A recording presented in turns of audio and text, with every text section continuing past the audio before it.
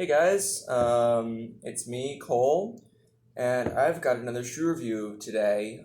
Sorry it's been a while. So I'm thinking about doing bi-monthly videos, which means every other week. And I'm thinking about doing either Saturday or Monday releases. Probably doing Monday because Saturday is my go outside and climb day. But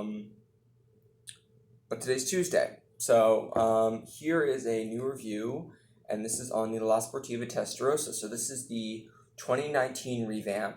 So the Testarossa has been in La Sportiva's line for a very long time. I think it was quite a big pioneering thing. They made the first soft heel, and also I think it was a very downturned shoe and the first really of its kind at the time. And it was very, very progressive, and what seemed like a silly idea at first ended up taking off and becoming sort of the new norm.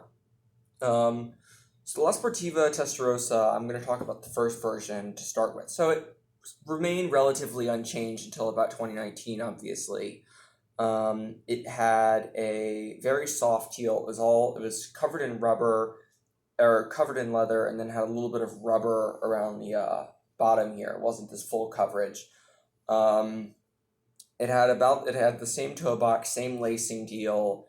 It really hasn't changed much aside from the color scheme and the heel.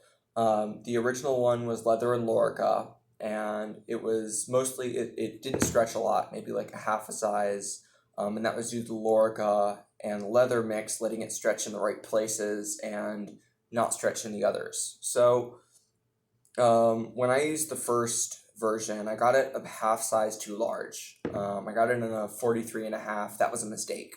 That's a 10.5, and unfortunately heel's a little bit baggy. The toe box was okay, but it was a little bit of a mistake in the size. Regardless, it was a great shoe.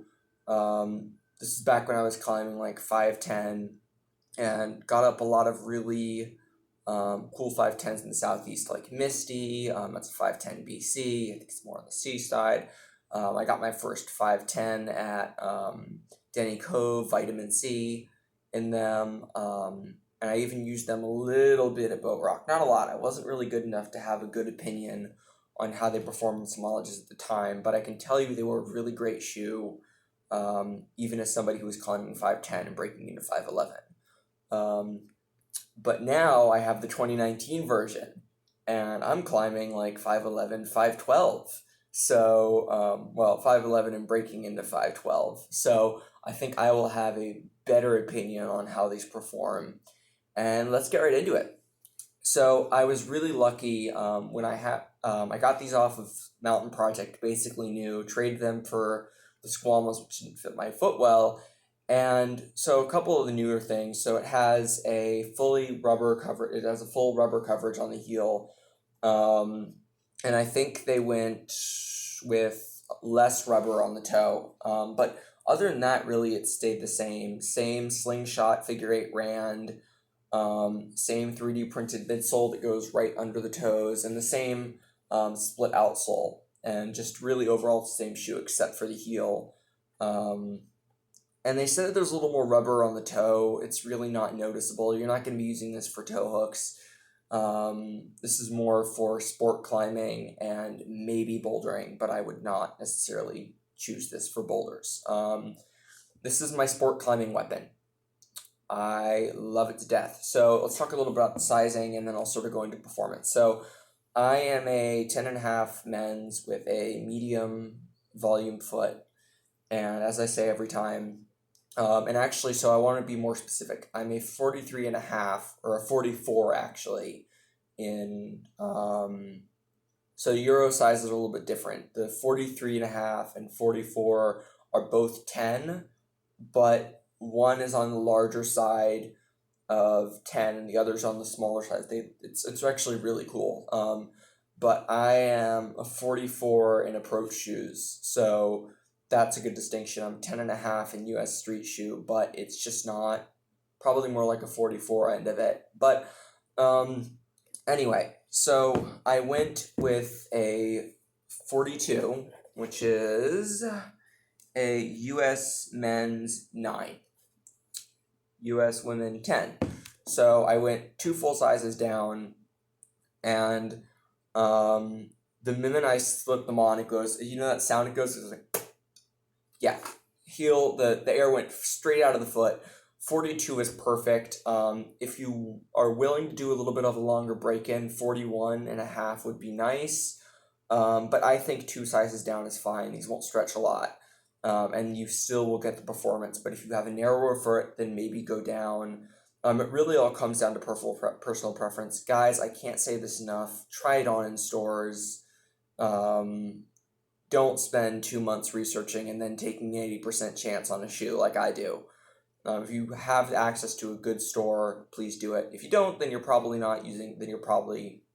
using this channel. But my advice, 2 full sizes down, maybe 2.5, depending on what you're looking for. If you have a wider foot, a size and a half, just really depends on what you're looking for.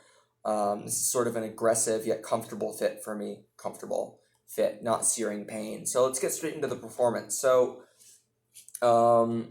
I live in the Southeast, and we have a lot of sandstone. And the sandstone is at varying degrees. So you have like the really overhanging stuff, then you have the moderately overhanging stuff, and then you have the vertical to slab stuff.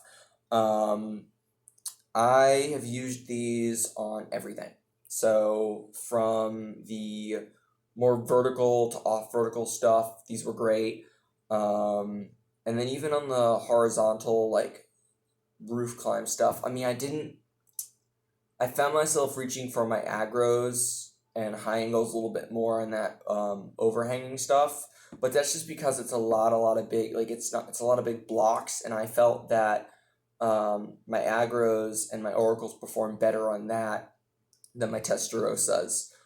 These work very, very well for like moderately overhanging, so like not like this, but sort of like at this angle, you know, where you're just slightly overhanging on tinier edges, and even some stuff that's vertical to off vertical like slab. These will demolish anything.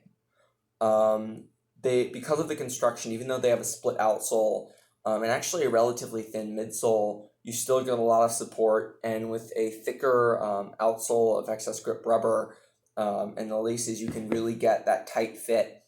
As I said before in the Oracle video, I really like laces. I find it lets you fine-tune your fit better, and while it takes a couple extra seconds, or maybe 30 seconds, it's worth it in the long run. So I used this shoe on, there's actually a 510D, 511A at Little River Canyon that's sort of off vertical, and I used it on this and they worked really well. So there's some smaller edges that you have to step up on, not super small, but it's definitely they're like credit cards, but not bad credit cards, and you sort of have to step up on those. Really trusted it, but it wasn't like a lot of small holds, but definitely had some awkward moves, and I really loved them for this. And then I took them to Boat Rock, which is the sketchy slab, get shut down on a V2 area on granite. And that's like all old school, like I said, slab bouldering and stepping up on these tiny crystals. I mean, like really, really tiny. I felt super confident in these, whereas if I used my teams or even my high angles, surprisingly, I didn't feel as comfortable with those. I think I don't know why, but that's just how I felt. But like I said, they shine a lot in sport climbing. So sort of anything above 40 feet that is slightly overhanging and on smaller holds, these are really going to shine there. In the gym, I don't love them.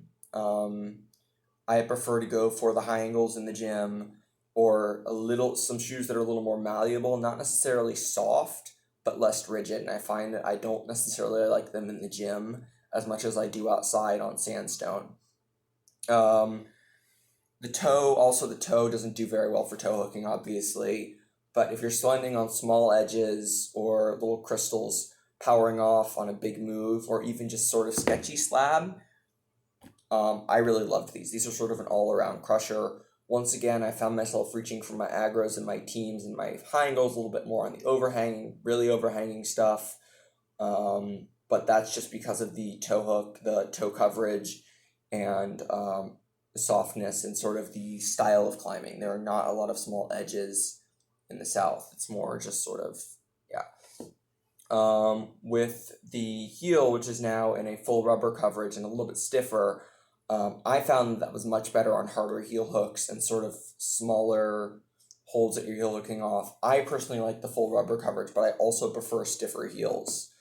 I think that if anything, it's a better addition to the shoe because you get that full coverage rather than just like a little bit of a coverage right there.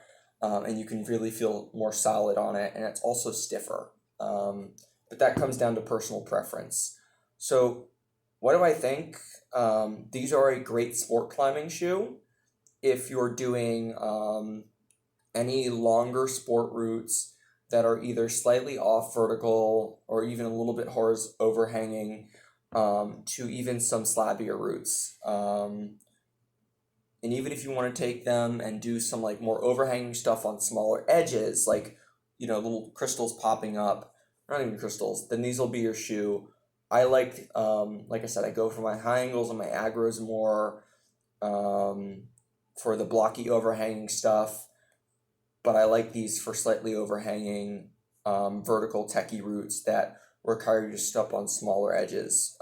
That's just my personal preference. They're not great on volumes. Like I said, I don't like them inside. But these are definitely a great shoe if you're sport climbing. So yeah, these are I can't say enough good stuff about the laces. And if, like I said, you hear the little when the air pops out, so they fit my foot really well. 2 sizes down, and with the excess grip, it's definitely a good crusher. So yeah.